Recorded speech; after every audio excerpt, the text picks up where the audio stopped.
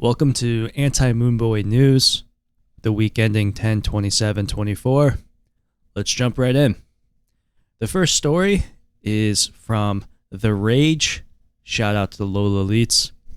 And it is regarding chain analysis involved in yet again more litigation.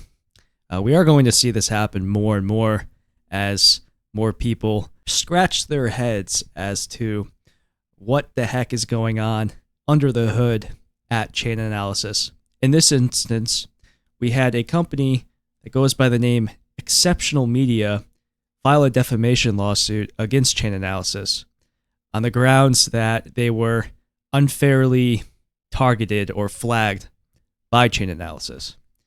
Now, I'm going to be totally honest with you guys. It does sound like Exceptional Media was running a total scam. The name of their project that they were running was called Yield Nodes, which, that just has Ponzi scheme written all over it. But nonetheless, they argue that chain analysis had flagged their company as a scam, and they didn't tell them. And later on, they started losing all this business. Now, regardless if Yield Nodes is a scam or not, this type of auto flagging is it's not good. And going forward, we would expect this to happen more and more to people who are completely innocent. As we've already seen with the Bitcoin fog case, in which chain analysis isn't even really revealing the grounds of how they're even coming to these conclusions, it's highly questionable as to how this can be used in a court of law. Now, the white pill here is, as I've said, this is going to be happening more and more, and as chain analysis is confronted on this more and more, we will eventually reach a precedent in which they will have to show the methodology of how they were actually tracing these things.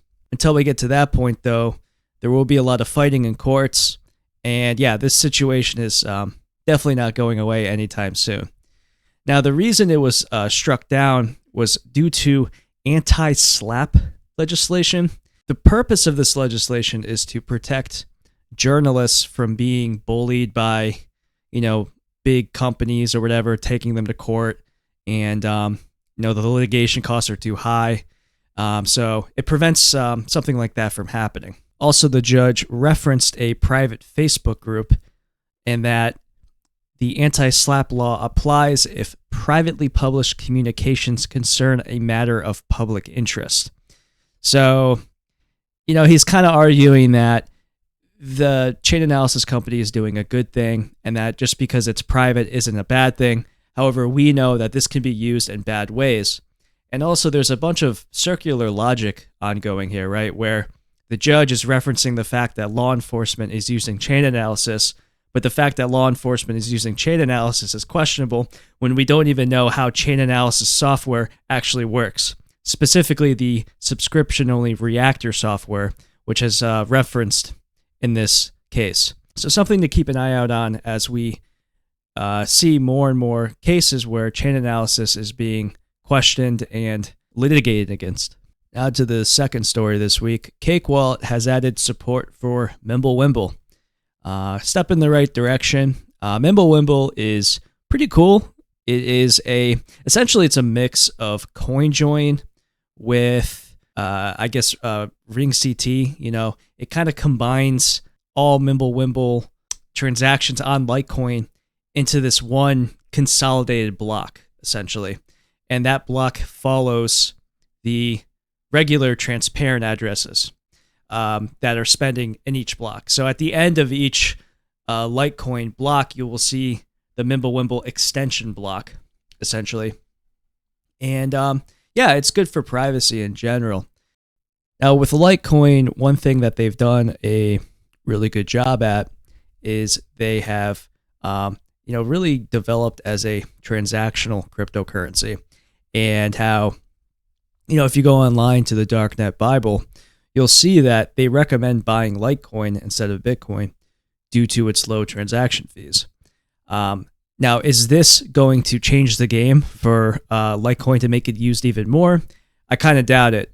A good example is, probably one of the most used CoinSwap services would be something like Truckador. They don't even have support for Litecoin Mimblewimble. Maybe this will change now with Cake Wallet starting to endorse it. Maybe we'll see other wallets endorsing it. But you're probably just going to see people still just getting Litecoin and then immediately swapping it into Monero to use it in cases of privacy. Until you start seeing exchange support, I don't really see this changing that much. Now to some Monero news. This week it was disclosed that there is potentially a malicious node attack currently ongoing on the Monero network. Now, the actual fingerprint of these nodes has not been revealed by the people investigating it, just so they don't tip off the person running the malicious nodes. However, they have a list of, I believe, 1,800 different IP addresses associated with these malicious nodes. Now, what they're doing essentially is walling around regular nodes. Because the thing is, these malicious nodes that they are pointing out, they're peer-to-peer nodes. So they're not, there was an attack that happened like 2 years ago that was targeting RPC nodes, public nodes that were, taking in remote users. And basically that was kind of like a denial of service attack, if I recall correctly. In this case, though, what these nodes are doing is they're trying to break Dandelion++. At least that's what the speculation is. So there's not much information here. If you are somebody, though, who runs a node, it would probably be a good idea to learn how to use Tor. That's something that I will be covering in my series, Attack of the Poison Outputs, at some point. But I would use Tor, or just be mindful of this. And there is a ban list that you can download, and you can use that ban list, and that has all, I think, 1,800 of the nodes listed on it. So I think that's on GitHub somewhere. I'll try to post it below in the comments, but you can add that when you are running your node, okay? So this week we had yet another sensationalist article saying that Monero was traced. We see these now more and more. Reset the counter. And the thing is, as I've said many times before, there's no such thing as perfect privacy. And, if something is actually being used, it's going to be targeted, right? And in this case, in Japan, something happened, and we don't really have much information on it. But essentially, authorities were able to quote unquote trace Monero. Now, I happened to go to the actual source, and literally, I translated it from Japanese using a translator. And the source, literally, this is all it said. It said, quote, "The group tried to launder money by abusing Monero, a highly secretive virtual currency, and the police traced the flow of money and identified the suspect." End quote. So, this could just be another timing analysis attack. They could have seized the Monero and worked backwards. This could be something involving KYC metadata. We really don't know anything other than they quote-unquote traced Monero, which, as we know, is sensationalist garbage. So yeah, nothing really new here. So lastly, for Monero, we have this fundraiser on Kuno, which has now raised 47 XMR. So if you want to donate, I will leave a link in the description. This is through Bitcoin Palestine, or BTC Palestine. So it's for a good cause, and definitely donate if you can. This is a horrible situation. People are getting slaughtered out there. They're starving. It's absolutely horrific. So if you can donate, please do so. Now, the last thing regarding crypto this week was, of course, Michael Saylor being a doofus as usual. Listen, if you haven't figured out this guy's a snake yet, I don't know what to tell you. I don't know what more information you need. He's trying to turn Bitcoin into a tech stock. That is his goal. He does not care about using cryptocurrency as currency. He wants it to be like a tech stock. And he's succeeding in that. This is the MO of these fiat maximalist types, these regulation maximalists. They want something that is totally approved by the government. They don't want any sort of, any relation to these cypherpunk roots of Bitcoin. They want to sever that, and they want a little tech stock that you can throw your money into every month, and it's nice and sterile and safe, and it sucks. Well, it sucks from my point of view. Now, I really genuinely don't care if you buy Bitcoin as an investment. That's totally fine. Speculation is a use case of Bitcoin. But Saylor, he's totally mask off now, and I know he did backtrack later, and it's it's garbage. Like this is what he wants, and he's pretty much been openly saying this now for the past couple of years. So what I see in the medium term, actually, like within the next couple of years, you're already starting to see it, is a fracturing of Bitcoin. And like right now, I would say the majority of people in Bitcoin right now are people who side with Michael Saylor. Like I would say like 50% probably are siding with Michael Saylor on this.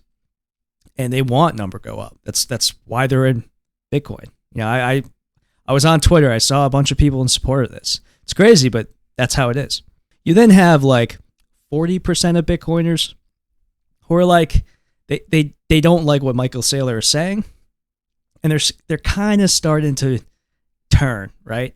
But at the same time, they want number go up. So it's like they're stuck in the middle. And what you're going to see is more and more of these people are going to kind of get chipped away and fall into the final camp, which is really the real ones, right? The people who are like hearing what Michael Saylor is saying and going, what the hell's going on here? This isn't Bitcoin. This is terrible. A lot of these people who are in that final camp are people, like me and, supporters of, privacy on Bitcoin. And a lot of these people are pretty disillusioned right now looking at how things are. That minority, that vocal minority, is only going to get louder over time. And eventually we'll have that moment where Bitcoin will have to, either fracture further or, completely reinvent itself. My view on this is the best thing that can happen to Bitcoin is the price does not continue going up and it just consolidates for a while and the Moonboys slowly go away. So then Bitcoin can actually finally improve on the base layer, because this type of, hoping that, Lightning Network fixes this and this endless number go up kind of fixation, it's so crippling to Bitcoin. Moonboyism really erodes the soul of cryptocurrency. And the longer people keep harping on that, the more and more idiots that are going to just throw money at Bitcoin and not care about what Bitcoin actually stands for. So in some related news, Tor version 14 has launched. So if you have Tor, make sure you update. There's a lot of different updates in this version. I guess it updates to Firefox release 128 from, I believe, 115. So a big update, and make sure to do that. However, one thing to keep in mind on this is that they got rid of browser spoofing in this latest update. So what we're going to want to do is go to the about:config and change privacy.resist fingerprinting.spoof OS and user agent header. Set that to true. And once you do that, also, of course, make sure JavaScript is disabled and you'll be fine. One thing to note is if you do have JavaScript disabled, you should be okay anyways. However, I believe Tor uses no script to do this, which has been buggy in the past. So if for whatever reason that doesn't work, your operating system will be exposed and you'll stick out. If you do these settings in this way, it will appear that you are Windows 10 and you'll be in the herd. So just keep that in mind for hardening your Tor browser. And lastly, this week in Linux news, maintainers from Russia who were essentially removed from their positions in a patch that was merged. And of course, they weren't notified before. It just kind of came out of nowhere. And yeah, I mean, this is just the bad precedent, right? Apparently, these guys had worked for a company or these companies in Russia that are being sanctioned against by the United States. And for whatever reason, because they're working for these companies, they're not allowed on their free time to work on a, FOSS or work in a FOSS environment, right? Just a really bad precedent. And it frankly doesn't really make much sense, right? I mean, you look at right now what's going on with Israel. Like, they're openly committing genocide. Like, why aren't we, barring them from contributing to, projects that are FOSS related, right? It's picking sides in something that, really goes against what free and open source should be, right? And so we'll see if this, flows into other areas. It could hit cryptocurrency as well, where, oh, you're from this country, well, you're not allowed to contribute, etc.